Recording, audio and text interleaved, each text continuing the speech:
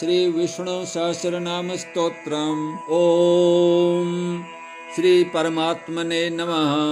नारायणं नमस्कृत्य नरं चैव नरोत्तमं देवीं सरस्वतीं व्यासं ततो जयमुदीरयेत्। ओम अथ सकल सौभाग्यदायकं श्री विष्णु सहस्रनाम स्तोत्रम्। हरिः ओम। शुक्लांबरधरं विष्णुं शशिवर्णं चतुर्भुजं प्रसन्नवदनं ध्यायेत् सर्वविघ्नोपशान्तये। यस्य द्विर्वक्त्राद्याः परिषद्याः परः शतं विघ्नं विघ्नन्ति सततं विश्वक्सेनं तमाश्रये। व्यासं वसिष्ठनप्तारं शक्तेः पौत्रकल्मषं पराशरात्मजं वन्दे शुकतातं तपोनिधिं। व्यासाय विष्णुरूपाय व्यासरूपाय विष्णवे नमो वै ब्रह्मनिधये वासिष्ठाय नमो नमः। अविकाराय शुद्धाय नित्याय परमात्मने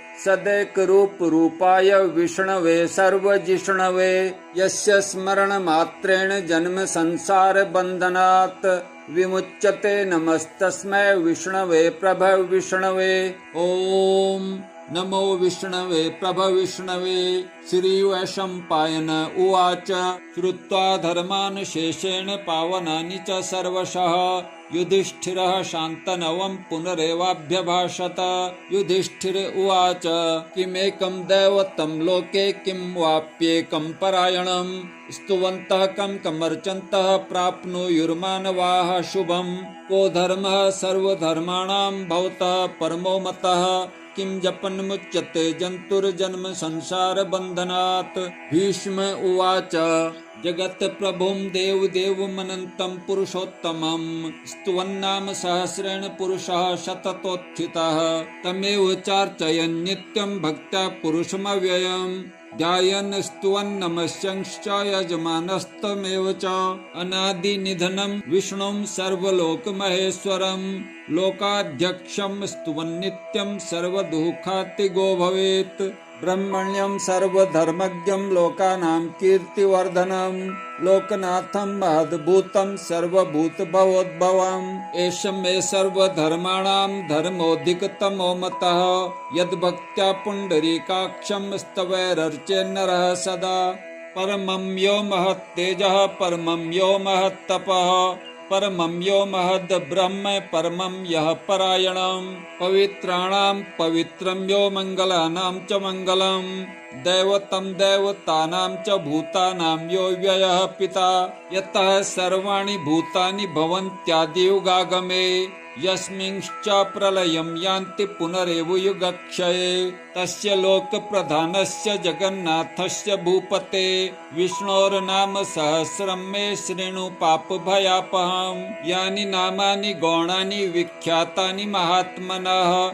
ऋषिभिः परिगीतानि तानि वक्ष्यामि भूतये। ऋषिर्नाम्नां सहस्रस्य वेदव्यासो महामुनिः छन्दोनुष्टुप् तथा देवो भगवान् देवकीसुतः। अमृतांशुद्भवो बीजं शक्तिर्देवकी नन्दनः त्रिसामाहृदयं तस्य शान्त्यर्थे विनियोज्यते। विष्णुं जिष्णुं महाविष्णुं प्रभविष्णुं महेश्वरम् अनेकरूप दैत्यान्तं नमामि पुरुषोत्तमम्। श्री वेदव्यास उवाच ओम अस्य श्री विष्णोर्दिव्य सहस्रनाम स्तोत्र महामन्त्रस्य श्री वेदव्यासो भगवान् ऋषिः अनुष्टुप छन्दः श्री महाविष्णुः परमात्मा श्रीमन्नारायणो देवता अमृतांशुद्भवो भानुरिति बीजं देवकी नन्दनः सृष्टेति शक्तिः उद्भवः क्षोभणो देव इति परमो मंत्रः। शंख भृन्नन्दकी चक्रीति कीलकं शारंग धन्वा गदाधर इत्यस्त्रं रथांग पाणिरक्षोभ्य इति नेत्रं त्रिसामा सामगः सामेति कवचम् आनंदं परब्रह्मेति योनिः ऋतुः सुदर्शनः काल इति दिग्बन्धः श्री विश्वरूप इति ध्यानम्। श्री महाविष्णु प्रीत्यर्थे सहस्रनाम स्तोत्र पाठे विनियोगः। श्री कृष्ण प्रीत्यर्थे विष्णोर्दिव्य सहस्रनाम जपमहं करिष्ये इति संकल्पः। अथ ध्यानम्। क्षीरोदन्वत् प्रदेशे शुचिमणि विलसत् सैकते मौक्तिकानां माला क्लिदितासनस्थः स्फटिकमणिनिभैर्मौक्तिकैर्मण्डिताङ्गः शुभ्रैरभ्रैर्दभ्रैरुपरि विरचितैर्मुक्तपीयूषवर्षैरानन्दीनः पुनीयादरिनलिन गदा शङ्खपाणिर्मुकुन्दः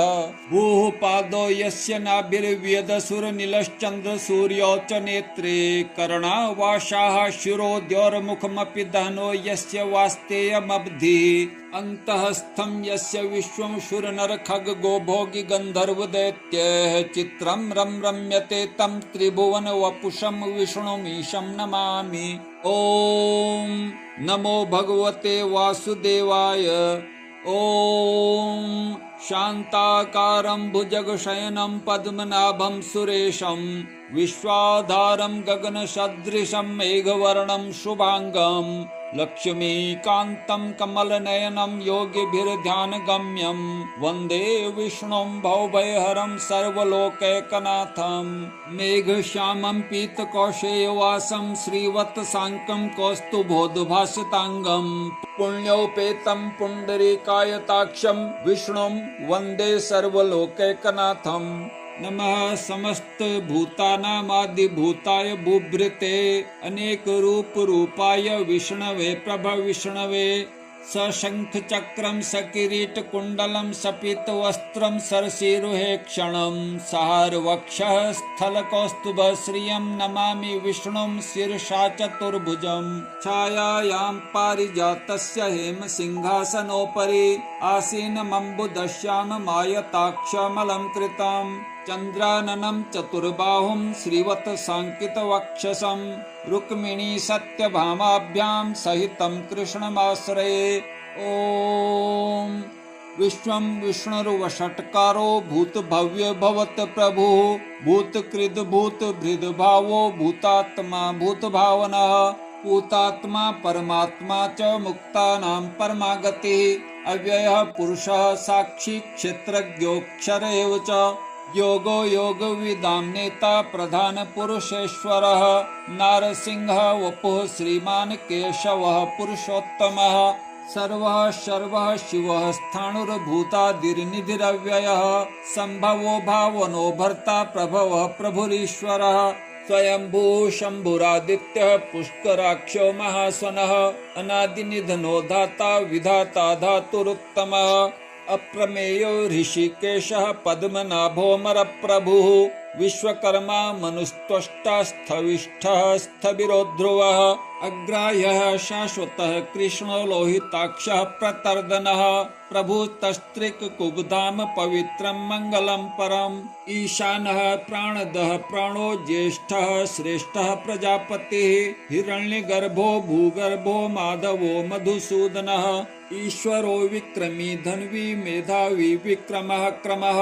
अनुत्तमो दुराधर्षः कृतज्ञः कृतिरात्मवान् सुरेशः शरणं शर्म विश्वरेताः प्रजाभवः अहः संवत्सरो व्यालः प्रत्ययः सर्वदर्शनः अजः सर्वेश्वरः सिद्धः सिद्धिः सर्वादिरच्युतः वृषाकपिर्मेयात्मा सर्वयोगविनिःश्रितः वसुरवसुमनाः सत्यः समात्मा संमितः समः अमोघः पुण्डरीकाक्षो वृषकर्मा वृषाकृतिः रुद्रो बहुशिरा बभ्रुर्विश्वयोनिः शुचिस्रवाः अमृतः शाश्वतः स्थाणुर्वरारोहो महातपाः सर्वगः सर्वविद्भानुर्विश्वक्सेनो जनार्दनः वेदो वेदविद्व्यङ्गो वेदाङ्गो वेदवित्कविः लोकाध्यक्षः सुराध्यक्षो धर्माध्यक्षः कृताकृतः चतुरात्मा चतुर्व्यूहश्चतुर्दंष्ट्रश्चतुर्भुजः भ्राजिष्णुर्भोजनं भोक्ता सहिष्णुर्जगदादिजः अनघो विजयो जेता विश्वयोनिः पुनर्वसुः उपेन्द्रो वामनः प्रांशुर्मोघः शुचिरुर्जितः अतीन्द्रः संग्रहः सर्गोद्धृतात्मा नियमो यमः वेद्यो वैद्यः सदा योगी वीरः माधवो मधुः अतीन्द्रियो महामायो महोत्साहो महाबलः महाबुद्धिर्महावीर्यो महाशक्तिर्महाद्युतिः अनिर्देश्य वपुः श्रीमान मेयात्मा महाद्रिधृक् महेश्वासो महीभर्ता श्रीनिवासः सतां गतिः अनिरुद्धः सुरानन्दो गोविन्दो गोविदां पतिः मरीचिर्दमनो हंसः सुपर्णो भुजगोत्तमः हिरण्यनाभः सुतपाः पद्मनाभः प्रजापतिः अमृत्युः सर्वदृक् सिंहः संदाता संधिमान् स्थिरः अजो दुर्मर्षणः शास्ता विश्रुतात्मा सुरारिः गुरुर्गुरुतमो धाम सत्यः सत्यपराक्रमः निमिषो निमिषः स्रग्वी वाचस्पतिरुदारधीः अग्रणीर्ग्रामणीः श्रीमान् न्यायो नेता समीरणः सहस्रमूर्धा विश्वात्मा सहस्राक्षः सहस्रपात् आवर्तनो निवृत्तात्मा संवृतः संप्रमर्दनः अहः संवर्तको बह्निर्नीलो धरणीधरः सुप्रसादः प्रसन्नात्मा विश्वधृग् विश्वभुग् विभुः शतकर्ता शतकृतः साधुर्जह्नुर्नारायणो नरः असंख्येयो प्रमेयात्मा विशिष्टः शिष्टकृच्छुचिः सिद्धार्थः सिद्धसंकल्पः सिद्धिदः सिद्धिसाधनः वृषाही वृषभो विष्णुर्वृषपर्वा वृषोदरः वर्धनो वर्धमानश्च विविक्तः श्रुतिसागरः सुभुजो दुर्धरो वाग्मी महेन्द्रो वसुदो वसुः नैकरूपो बृहद्रूपः शिपिविष्टः प्रकाशनः ओजस्तेजो द्युतिधरः प्रकाशात्मा प्रतापनः रिद्धः स्पष्टाक्षरो मंत्रश्चन्द्रांशुर्भास्करद्युतिः अमृतांशुद्भवो भानुः शशबिन्दुः सुरेश्वरः औषधं जगतः सेतुः सत्यधर्म पराक्रमः भूत भव्य भवन्नाथः पवनः पावनो नलः कामः कामकृत कान्तः कामः कामप्रदः प्रभुः युगादिकृद्युगावर्तो नैकमायो महाशनः अदृश्यो व्यक्तरूपश्च सहस्रजिदनन्तजित् इष्टो विशिष्टः शिष्टेष्टः शिखण्डी नहुषो वृषः क्रोधः क्रोधकृतकर्ता विश्वबाहुर्महीधरः अच्युतः प्रथितः प्राणः प्राणदो वासवानुजः अपां निधिर्धिष्ठानं प्रमत्तः प्रतिष्ठितः स्कन्दः स्कन्दधरो धुर्यो वर्धो वायुवाहनः वासुदेवो बृहद्भानुरादिदेवः पुरन्दरः अशोकस्तारणस्तारः शूरः शौरिर्जनेश्वरः अनुकूलः शतावर्तः पद्मी पद्मनिवेक्षणः पद्मनाभो रविन्दाक्षः पद्मगर्भः शरीरभृत् महरिद्धिरिद्धो वृद्धात्मा महाक्षो गरुडध्वजः अतुलः शरभो भीमः समयज्ञो हविर्हरिः सर्वलक्षणलक्षण्यो लक्ष्मीवान् समितिञ्जयः विक्षरो रोहितो मार्गो हेतुर्दामोदरः सः महीधरो महाभागो वेगवान् मिताशनः उद्भवः क्षोभणो देवः श्रीगर्भः परमेश्वरः करणं कारणं कर्ता विकर्ता गहनो गुहः व्यवसायो व्यवस्थानः संस्थानः स्थानदो ध्रुवः पररिद्धिः परमस्पष्टस्तुष्टः पुष्टः शुभेक्षणः रामो विरामो विरजो मार्गो नेयो नयो नयः वीरः शक्तिमतां श्रेष्ठो धर्मो धर्मविदुत्तमः वैकुण्ठः पुरुषः प्राणः प्राणदः प्रणवः पृथुः हिरण्यगर्भः शत्रुघ्नो व्याप्तो वायुरधोक्षजः ऋतुः सुदर्शनः कालः परमेष्ठी परिग्रहः उग्रः संवत्सरो दक्षो विश्रामो विश्वदक्षिणः विस्तारः स्थावरस्थाणो प्रमाणं बीजमव्ययम् अर्थोऽनर्थो महाकोशो महाभोगो महाधनः अनिर्विण्णः स्थविष्ठो भूर्धर्मयूपो महामखः नक्षत्रिनेमिर्नक्षत्री क्षमः क्षामः समीहनः यज्ञयुज्यो महेज्यश्च क्रतुः सत्रं सतां गतिः सर्वदर्शी विमुक्तात्मा सर्वज्ञो ज्ञानमुत्तमम् सुव्रतः सुमुखः सूक्ष्मः सुघोषः सुखदः सुहृत् मनोहरो जितक्रोधो वीरबाहुर्विदारणः स्वापनः स्ववशो व्यापी नैकात्मा नैककर्मकृत् वत्सरो वत्सलो वत्सी रत्नगर्भो धनेश्वरः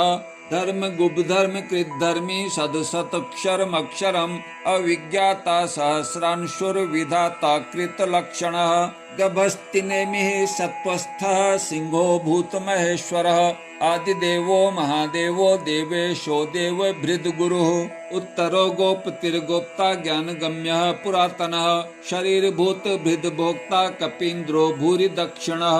सोमपो मृतपः सोमः पुरुजित पुरुषोत्तमः विनयो जयः सत्यसन्धो दाशार्हः सात्वतां पतिः जीवो विनयिता साक्षी मुकुंदो मित विक्रमः अम्भो निधिर्नन्तात्मा महोदधिशयोऽन्तकः अजो महार्हः स्वाभाव्यो जिता मित्रः प्रमोदनः आनंदो नंदनो नंदः सत्यधर्मात्रिविक्रमः महर्षिः कपिलाचार्यः कृतज्ञो मेदिनीपतिः त्रिपदस्त्रिदशाध्यक्षो महाशृंगः कृतान्तकृत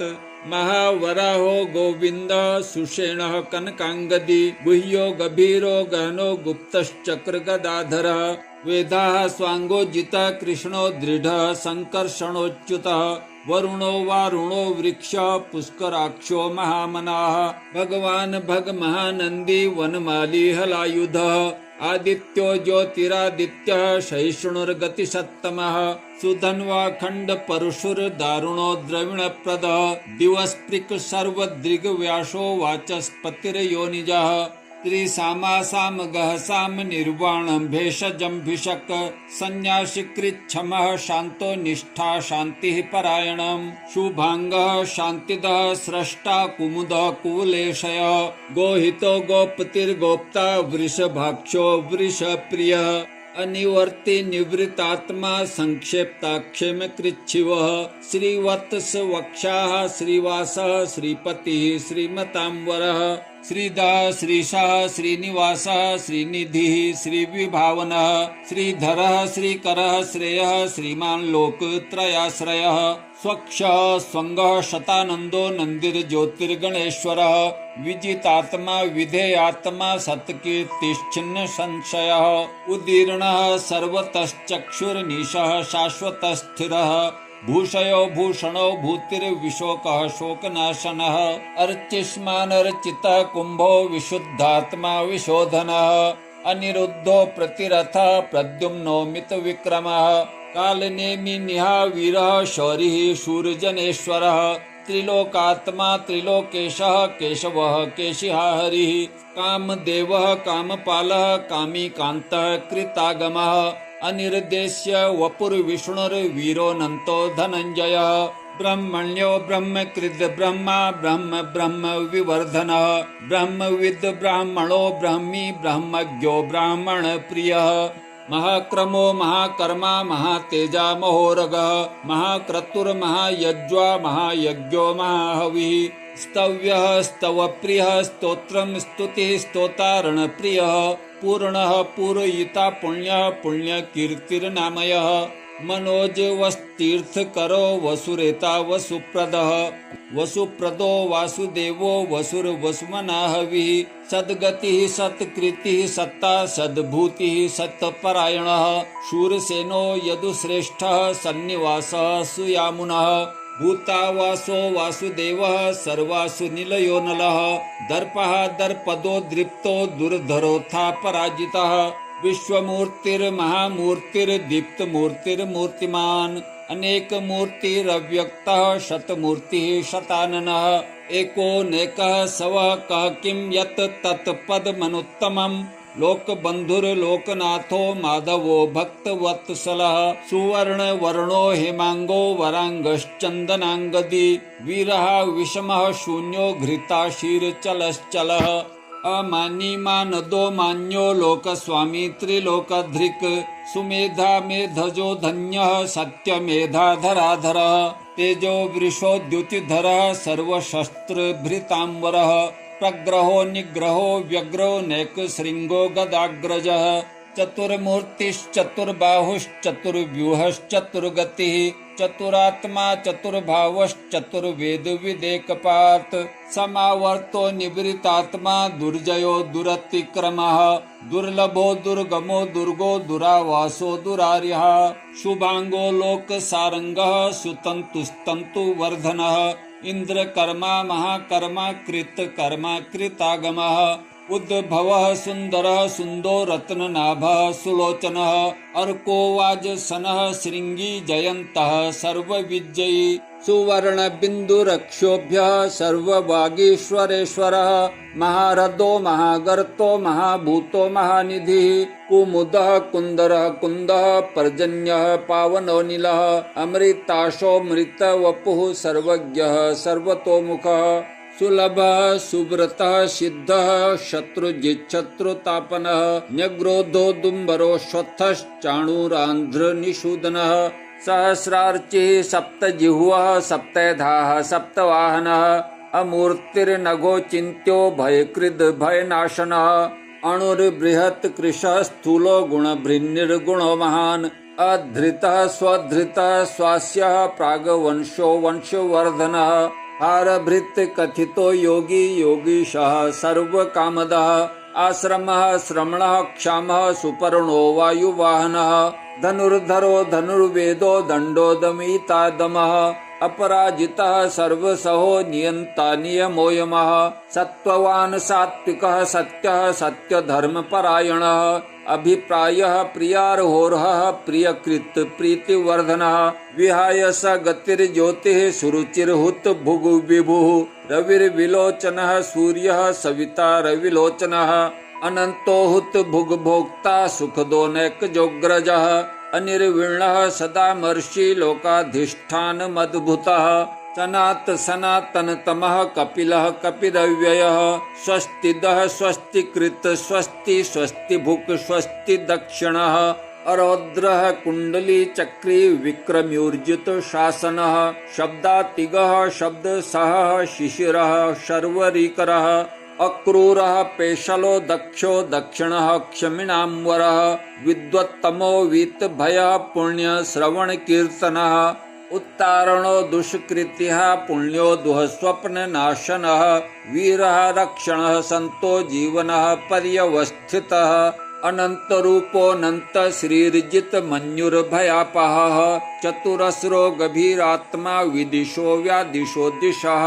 अनादिर्भूर्भुवो लक्ष्मीः सुवीरो रुचिराङ्गदः जननो जनजन्मादिर्भीमो भीमपराक्रमः आधारनिलयो धाता पुष्पहासः प्रजागरः ऊर्ध्वगः सत्पथाचारः प्राणदः प्रणवः पणः प्रमाणं प्राणनिलयः प्राणभृत् प्राणजीवनः तत्त्वं तत्त्वविदेकात्मा जन्म मृत्युजरातिगः भूर्भुवः स्वस्तरुस्तारः सविता प्रपितामहः यज्ञो यज्ञपतिर्यज्वा यज्ञाङ्गो यज्ञवाहनः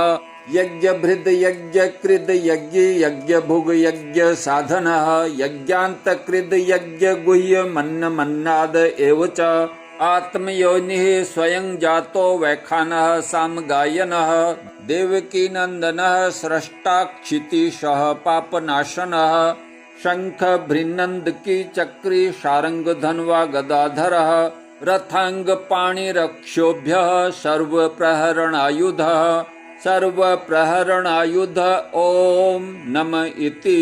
वनमाली गदी शारंगी शंखी चक्री च नंदकी श्रीमान नारायणो विष्णुर्वासुदेवोऽभिरक्षतु श्रीवासुदेवोऽभिरक्षतु ॐ नम इति भीष्म उवाच इतीदं कीर्तनीयस्य केशवस्य महात्मनः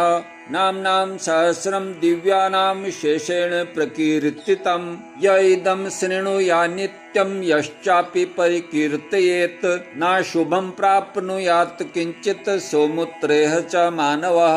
वेदान्तगो ब्राह्मणः स्यात् क्षत्रियो विजयी भवेत् वैश्यो धन समृद्धः स्याच्छूद्रः सुखमवाप्नुयात् धर्मार्थी प्राप्नुयात् धर्ममर्थार्थी चार्थमाप्नुयात् कामान् प्राप्नुयात् कामी प्रजार्थी प्राप्नुयात् प्रजाम् भक्तिमान्यः सदोत्थाय शुचिस्तद्गत मानसः सहस्रं वासुदेवस्य नाम्नामेतत् प्रकीर्तयेत् यशः प्राप्नोति विपुलं ज्ञाति प्राधान्यमेव च अचलां श्रियमाप्नोति श्रेयः प्राप्नोत्यनुत्तमम् न भयं क्वचिदाप्नोति वीर्यं तेजश्च विन्दति भवत्यरोगो द्युतिमान् बलरूप गुणान्वितः रोगार्तो मुच्यते रोगाद् बद्धो मुच्येत बन्धनात् भयान् मुच्येत भीतस्तु मुच्येतापन्न आपदः दुर्गाण्यत्यतरत्याशु पुरुषः पुरुषोत्तमम् स्तुवन्नाम सहस्रेण नित्यं भक्ति समन्वितः वासुदेवाश्रयो मर्त्यो वासुदेव परायणः सर्व पाप विशुद्धात्मा याति ब्रह्म सनातनम् न वासुदेव भक्तानां शुभं विद्यते क्वचित् जन्म मृत्यु जरा व्याधि भयं नैवोपजायते इमं स्तवमधीयानः श्रद्धा भक्ति समन्वितः युज्येतात्म सुख क्षान्ति श्री धृति स्मृति कीर्तिभिः न क्रोधो न च मात्सर्यं न लोभो न शुभामतिः भवन्ति कृत पुण्यानां भक्तानां पुरुषोत्तमे द्यौः सचन्द्रार्क नक्षत्राखं दिशो भूर्महो दधिः वासुदेवस्य वीर्येण विधृतानि महात्मनः स सुरासुर गन्धर्वं स यक्षोरगराक्षसं जगद्वशे वर्ततेदं कृष्णस्य स चराचरम् इन्द्रियाणि मनो बुद्धिः सत्त्वं तेजो बलं धृतिः वासुदेवात्मकान्याहुः क्षेत्रं क्षेत्रज्ञ एव च सर्वागमानामाचारः प्रथमं परिकल्पते आचार प्रभवो धर्मो धर्मस्य प्रभुरच्युतः ऋषयः पितरो देवा महाभूतानि धातवः जंगमा जंगमं चेदं जगन्नारायणोद्भवम् योगो ज्ञानं तथा साख्यं विद्याः शिल्पादि कर्म च वेदाः शास्त्राणि विज्ञानमेतत् सर्वं जनार्दनात् एको विष्णुर्महद्भूतं पृथग् भूतान्यनेकशः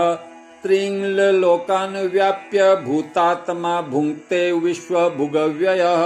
इमं स्तवं भगवतो विष्णोर्व्यासेन कीर्तितं पठेद्य इच्छेत् पुरुषः श्रेयः प्राप्तुं सुखानि च विश्वेश्वरमजं देवं जगतः प्रभुमव्ययम् भजन्ति ये पुष्कराक्षं न ते यान्ति पराभवम् न ते यान्ति पराभवम्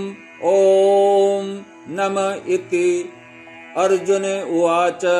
पद्मपत्र विशालाक्ष पद्मनाभ सुरोत्तम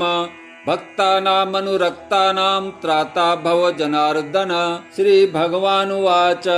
यो मां नाम सहस्रेण स्तोतुमिच्छति पाण्डव सोऽहमेकेन श्लोकेन स्तुत एव न संशयः स्तुत एव न संशयः ॐ नम इति व्यास उवाच वासनाद्वासुदेवस्य वासितं भुवनत्रयं सर्वभूतनिवासोऽसि वासुदेव नमोऽस्तुते श्रीवासुदेव नमोऽस्तुत ॐ नम इति पार्वत्युवाच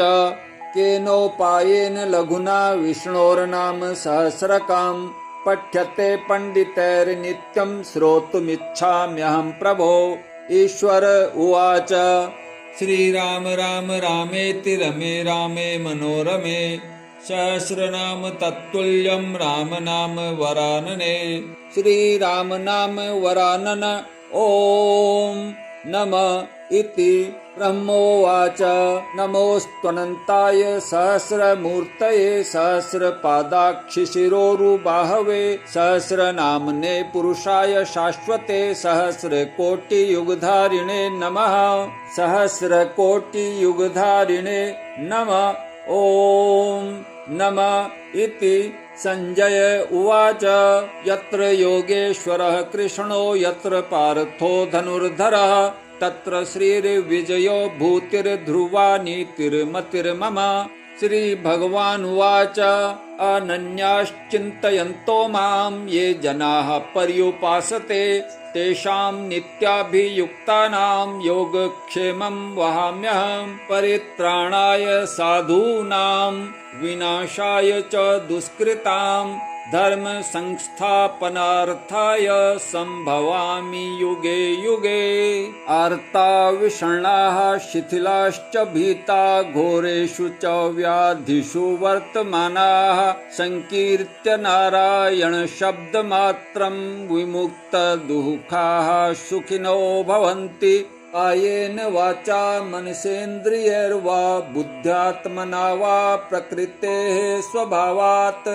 करोमि यद्यत् सकलं परस्मै नारायणायेति समर्पयामि। ॐ तत्सत्।